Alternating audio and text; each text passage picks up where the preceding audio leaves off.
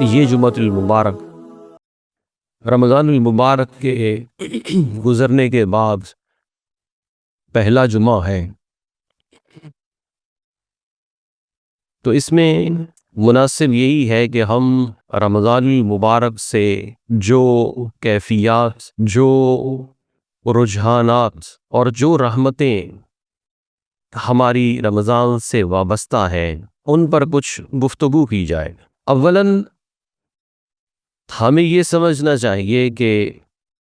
یہ ساری باتیں جو میں آج کروں گا یہ ان کے لیے ہے کہ جن کے اوپر رمضان المبارک کے آنے کی کچھ تبدیلی ہوئی تھی، یعنی جن لوگوں کے عمل میں، سوچ میں کسی طور پر بھی رمضان المبارک کے آنے پر کچھ تبدیلی ہوئی تھی، یہ ساری باتیں ان کے لیے ہیں۔ وہ لوگ کہ جو رمضان المبارک آیا تو وہ ویسے ہی رہے جیسے وہ پہلے تھے، تو ان کا اس گفتگو سے کوئی خاص تعلق نہیں، کیونکہ آپ نے دیکھا ہوگا کہ رمضان المبارک کی رحمتوں اور برکتوں کو ہم دن رات سمیٹتے ہیں، لیکن جیسے ہی رمضان المبارک چلا جاتا ہے تو رفتہ رفتہ وہ کیفیات، وہ سرور، وہ اعمال کچھ تو اگلے ہی دن ختم ہو جاتے ہیں اور کچھ جو ہے وہ رفتہ رفتہ انسان کے ساتھ رخصت ہو جاتے، اور ہمیں بچپن سے اب تک ایک چھوٹی سی پریکٹس جو ہمیں، یا پریکٹس کہہ لیں یا ایک کیفیت جو رمضان المبارک کے بعد بندے کو فیل ہوتی ہے کہ روزے کی حالت میں جب بھی بندہ وضو کرتا ہے تو کوشش کرتا ہے کہ اس کے منہ میں جو پانی کی تری ہے وہ اس کے حلق میں نہ چلی جائے، اور اسی طرح دیگر جو کھانے پینے کی چیزیں ہیں رمضان المبارک سے متصل ہم جب جن دنوں میں، ان دنوں میں جو رمضان سے بالکل متصل ہے کلی کرنے لگتے ہیں تو کوشش کرتے ہیں حلق میں پانی نہ چلا جائے، احتیاط سے کلی کرتے ہیں جیسے رمضان المبارک میں کرتے، تو وہ بندے کو دوبارہ سے ایک جھٹکا لگتا ہے، یاد آتا ہے کہ نہیں رمضان تو چلا گیا، میرا اب روزہ نہیں ہے۔ تو یہ جو طبعی ضرورت کی چیز ہے یا طبعی معاملات سے جو متعلقہ چیز ہے اس میں ہماری کیفیت ایسی ہے کہ ہم وضو کرنے کے لیے پانی کو حلق میں لے جانے سے غیر رمضان میں بھی ڈر رہے ہیں کہ ایک جھٹکا سا لگتا ہے کہ کہیں روزہ تو نہیں ہے۔ تو اب ہمیں یہ غور کرنا چاہیے کہ جو رمضان المبارک کے اندر ہم اعمال کرتے تھے، جو چینجنگ رمضان سے پہلے اور رمضان کے دوران تھی، ہم اس کو کتنا اپنے ساتھ لے کر چلتے ہیں، کیونکہ رمضان المبارک جاتا ہے، رخصت ہوتا ہے، تو اگوی آخری عشرہ مڈ میں ہے یا سٹارٹ ہے، تو ہم اس چیز کے عادی ہو گئے کہ ہم اسی میں جو ہے وہ الوداع الوداع ماہ رمضان، الوداع الوداع ماہ رمضان، یعنی مہمان آپ کے پاس موجود ہے، آپ اس سے اتنا اکتائے ہوئے ہیں کہ آپ اس کو جو ہے وہ ابھی دن باقی ہیں تب بھی شروع ہو جاتے ہیں، یعنی عقل کا کوئی ٹھکانہ نہیں۔ تو یہ بات سمجھیے کہ ہم الوداع کر دیتے ہیں کیونکہ ہم نے شروع سے یہ ذہن ہی نہیں بنایا کہ ہم نے رمضان کی کیفیات کو کیری آن کرنا ہے، سی آف نہیں کرنا۔ مجموعی طور پر ہماری قوم کا رویہ کیا ہے کہ رمضان کو سی آف کرتے ہیں، کیری آن نہیں کرتے، حالانکہ رمضان آیا تھا یہ سی آف کرنے کے لیے نہیں بلکہ کیری آن کرنے کے لیے آیا تھا، لیکن مجموعی طور پر ہماری عوام چاہے وہ موسمی ہو یا مسجد سے متعلقہ ہو، محراب و منبر سے ہو، تمام کے تمام رمضان کو کیری آن کرنے کی بجائے سی آف کرنے کو ترجیح دیتے ہیں، اور سی آف کرنے کے کلام پڑھتے ہیں کہ اب تو چلا جائے گا، سب کچھ ختم ہو جائے گا، مسجد کی رونق چلی جائے گی، یعنی ہم نے ذہن جو بنایا ہے ہمارا عمل بھی ویسا ہی ہوگا، یعنی ان امور پر استقامت کے لیے ہم نفس تیار ہیں نہ لوگوں کو تیار کرتے ہیں، حالانکہ رمضان المبارک کا تقاضا یہی ہے کہ یہ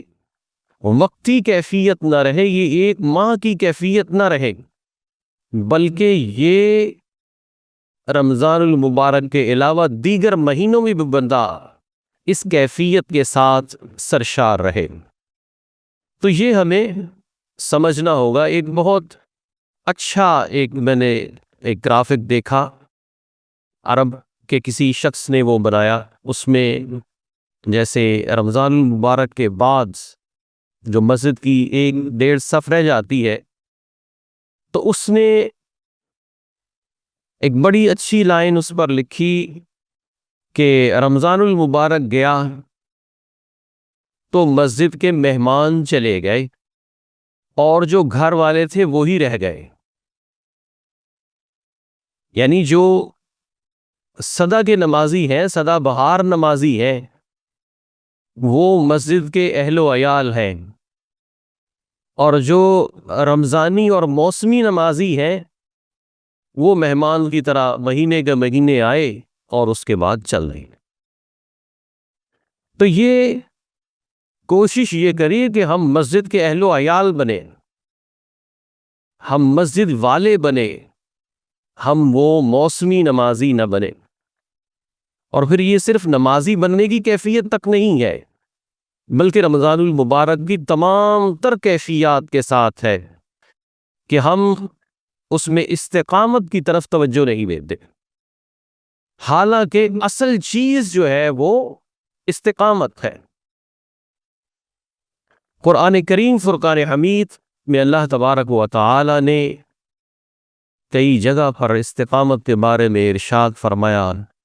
ان الذین قالوا ربنا اللہ ثم استقاموا تتنزل علیہم الملائکۃ الا تخافوا ولا تحزنوا، یعنی اللہ تبارک و تعالی فرمایا کہ جنہوں نے یہ کہا کہ اللہ ہمارا رب ہے، پھر اس پر انہوں نے استقامت اختیار کی، تو ان پر فرشتے نازل ہوتے ہیں جو انہیں یہ بشارت دیتے ہیں کہ تمہیں کوئی خوف، کوئی غم نہیں ہونا چاہیے، ہم تمہارے اس دنیا میں اور آخرت میں رفیق ہیں، اور جنت میں تمہارے لیے بڑی نعمتیں ہیں جن کا اللہ تبارک و تعالی نے تم سے وعدہ کیا ہے۔ تو یہ سارے کا سارا کیا ہے کہ اللہ تبارک و تعالی نے صرف یہ نہیں فرما دیا کہ جنہوں نے کہا کہ اللہ ہمارا رب ہے ان کے اوپر یہ ساری چیزیں اتر آئیں گی، ایسا نہیں، بلکہ ایک شرط لگائی، ثم استقاموا، وہ اس پر مداومت اختیار کریں، وہ اس پر ہمیشگی اختیار کریں، وہ اس پر استقامت اختیار کریں۔ یہ نہیں کہ صرف ایک وقتی اور جزوی کیفیت طاری ہو اور اس پر جو ہے وہ اللہ کے انعامات اور اللہ کے رحمت و رضوان کی بارش ہو جائے گی۔ اللہ نے ایسا نظام نہیں دیا۔ اللہ تبارک و تعالی جو رمضان المبارک میں بندے کو کیفیات دیتا ہے، وہ سارا سال نہیں، ساری زندگی بندے پر اللہ تبارک و تعالی ان کیفیات کے ساتھ بندے کو مزین دیکھنا چاہتا۔ ہم ان جذبات کو، ان احساسات کو لے کر آتے ہیں، اور پھر جو ہے وہ جیسے رمضان گیا ویسے ہی وہ ساری کیفیات گئی، اور جو عموماً محاورہ ہے اردو کا کہ لوٹ کے بدھو گھر کو آئے، تو ہماری کیفیت ان بدھوؤں کی سی ہو جاتی ہے کہ اگر ہم میں رمضان المبارک میں کچھ تبدیلی آئی بھی تھی تو وہ رمضان المبارک کے جانے کے ساتھ ہی رخصت ہو گئے۔ اللہ تبارک و تعالی نے استقامت کو بڑی فضیلت دی ہے، بار بار اس کا حکم دیا ہے کہ جس طرح تمہیں حکم دیا گیا اس پر استقامت اختیار کرو، استقامت اختیار کرو۔ موسمی لوگ اللہ تبارک و تعالی کی بارگاہ کے محبوب لوگ نہیں ہوتے، اور اللہ تبارک و تعالی کے لیے ڈٹ جانے والے لوگ بھی موسمی نہیں ہوتے۔ اللہ تبارک و تعالی کے معاملات میں غیرت رکھنے والے لوگ وہ بھی موسمی نہیں ہوتے، کیونکہ یہ ساری کی ساری کیفیات جو اللہ اور اس کے رسول صلی اللہ علیہ وآلہ وسلم کے ساتھ متعلقہ ہے، یہ سارے کی ساری نعمت، یہ سارے کی ساری برکت، یہ سارے کے سارا اندرونی جو نور ہے بندے کا، یہ صرف اور صرف استقامت اختیار کرنے والے کا نصیب ہے۔ موسمی طور پر آنے والا اور موسم کے ساتھ بدل جانے والا، وہ کبھی بھی اس نعمت سے فیض یاب نہیں ہو سکتا۔ اللہ کے حبیب صلی اللہ علیہ وآلہ وسلم سے سوال کیا گیا کہ اے اللہ کے حبیب، اللہ کے حضور میں کون سا عمل سب سے زیادہ محبوب ہے؟ سب سے زیادہ اللہ تبارک و تعالیٰ کو بندہ مومن کا کون سا عمل ہے جو اللہ کو پیارا لگتا ہے؟ تو نبی مکرم صلی اللہ تعالی علیہ وآلہ وسلم نے ارشاد فرمایا، احب الاعمال الی اللہ، اللہ تبارک و تعالی کی جناب میں سب سے محبوب عمل کون سا ہے؟ ادومها ولو کان اقل، کسی بھی عمل کا دائمی ہونا، چاہے وہ عمل تھوڑا سا ہو۔ عمل تھوڑا ہے، قلیل ہے، لیکن وہ استقامت کے ساتھ ہے، وہ مداومت کے ساتھ ہے، وہ ہمیشگی کے ساتھ ہے، چاہے وہ تھوڑا عمل ہے، اللہ کے حبیب علیہ السلام نے فرمایا کہ وہ سب سے زیادہ محبوب ہے۔ جذباتی ہو کر کچھ عمل کر لیے، تلاوت کر لی، جذباتی ہو کر صلاۃ و تسبیح پڑھ لی، بعد میں کبھی پڑھی نہ، نفل پڑھ لیے، بعد میں کبھی پلٹ کر دیکھا ہی نہ، تو یہ اس طرح سے جو جذباتی طور پر کام کیے جاتے ہیں اور بعد میں ان کی طرف پلٹ کر دیکھا نہیں جاتا، تو اللہ تبارک و تعالی کی بارگاہ سے بھی پھر نظر رحمت نہیں ہوتی۔ بار بار بار بار، کیونکہ بندے کا یہ تمام عبادات سے مقصد کیا ہے؟ یہ بار بار کیوں ہے؟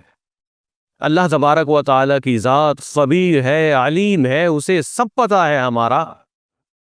تو ہم اگر ایک بار بھی جا کر سجدہ کریں، اپنی التجائیں پیش کریں، اللہ کے حضور تلاوت قرآن کریں، درود پاک پڑھیں، تو یہ نظر رحمت کے لیے بار بار کیوں ہے؟ کیونکہ دیکھیں جتنی بھی عبادات ہے وہ اللہ تبارک و تعالیٰ کی شان میں کوئی زیادتی تھوڑی کرتی ہے۔ اللہ تبارک و تعالیٰ کی ذات تو اس چیز سے بے نیاز ہے۔ وہ جو بار بار سجدہ ہمارے لیے ہے کہ ہم بار بار، چھوٹا سا عمل ہے لیکن اس کو کنٹینیوسلی کریں، وہ اس لیے کہ وہ عمل، اس کی جو تاثیر ہے، اس کی جو نورانیت ہے، وہ ہمارے اندر سرائیت درجہ، کیونکہ ہم مادیت، لالچ اور ہوس کے ایسے، یہ سمجھ لیجئے کہ مواد سے لتڑے ہوئے ہیں کہ ایک بار میں اگر ہم نے 100 نفل بھی پڑھ لیے تو وہ ہمارے اندر کچھ تبدیلی پیدا نہیں کریں گے، لیکن اگر روز کے 2 نفل بھی پڑھ رہے ہیں اور مداومت کے ساتھ پڑھ رہے ہیں تو وہ یقیناً ہمارے اندر تبدیلی لے کر آئیں گے، کیونکہ دائمی ہو گیا۔ قطرہ قطرہ بھی جیسے ایک پتھر پر گرتا ہے، اور پتھر پر وہ چاہے ایک قطرہ گرے تو وہ پتھر میں سوراخ کر دیتا ہے، پتھر کو بھی گلا دیتا ہے، کیونکہ اس میں مداومت ہے، اس میں ہمیشگی ہے۔ ورنہ وہ جتنا پانی ہے اگر ایک بار ہی پتھر پر گرا دیا جائے تو پتھر کو کوئی اثر پڑے گا؟ نہیں پڑے گا۔ لیکن جتنی مقدار ایک بار میں ہی گرائی ہے، اگر وہ قطرہ قطرہ قطرہ قطرہ گرتی رہے تو وہ اس پہ فرق نہ لے گی۔ تو اللہ کے حبیب صلی اللہ علیہ وآلہ وسلم نے ارشاد فرمایا کہ بندے کا عمل اللہ کی بارگاہ میں محبوب ترین وہ ہے کہ جو مداومت کے ساتھ ہو، کنٹینیوسلی ہو، چاہے وہ تھوڑا سا عمل ہو۔ اور پھر یہ دیکھیے کہ اللہ کے حبیب صلی اللہ علیہ وسلم سے جو دعائیں ہمیں کثرت سے پہنچی ہیں احادیث کے ذریعے سے، تو ہم یہ دیکھتے ہیں کہ ایک دعا جو شاید سب سے زیادہ کثرت سے ہے وہ ہے یا مقلب القلوب ثبت قلبی علی دینک، کہ اے دلوں کو پھیرنے والے میرے دل کو اپنے دین پر استقامت عطا فرما۔ یہ دعا اللہ کے حبیب صلی اللہ علیہ وآلہ وسلم نے ہمیشہ کی، سدا کی، اور یہ ہماری تعلیمات کے لیے ہے کہ ہم اللہ تبارک و تعالیٰ کی بارگاہ میں بار بار دعا کریں، بار بار یہ التجا کریں کہ اے اللہ اس دین پر ہمارے دل کو استقامت عطا فرما، کہ ہم رمضانی اور موسمی نمازی نہ بنے، ہم بعد میں بھی جس طرح، کیونکہ رمضان میں کوئی الگ سے نماز کی فرضیت کی آیات تو نہیں اتری، وہی احکام ہے جو غیر رمضان میں ہے، لیکن یہ ہے کہ ہم پلٹنے کے نہیں۔ اگر بندہ یہ دیکھے کہ اس میں رمضان میں بھی تبدیلی واقع نہیں ہوتی، کیونکہ رمضان ایک لحاظ سے پیرامیٹر ہے کہ بندہ کتنا شیطان کے کنٹرول میں ہو کے خراب ہوا ہے اور کتنا وہ اٹ سیلف خراب تھا۔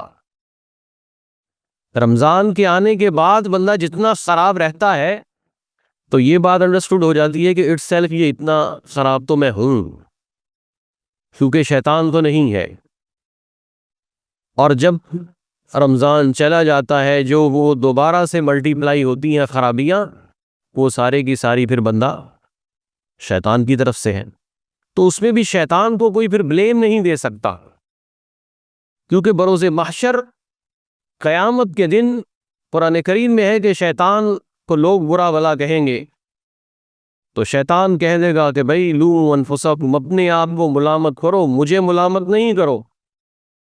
کیوں کہ میرا تم پر کوئی زور تھوڑی تھا، میں نے تمہارے ہاتھ پکڑ کے یہ کام تھوڑی کروائے، میں نے صرف تمہیں ایک دعوت دی اور تم نے وہ اپنی چوائس کے ساتھ وہ اپنایا، تم نے وہ کام جو کیا وہ بائی چوائس کیا، بائی فورس نہیں کیا۔ شیطان ہمیں فورس نہیں کرتا، انوائٹ کرتا،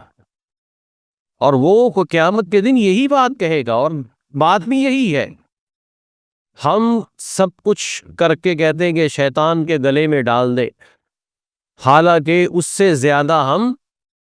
خود جو ہے وہ خراب اعمال کرتے۔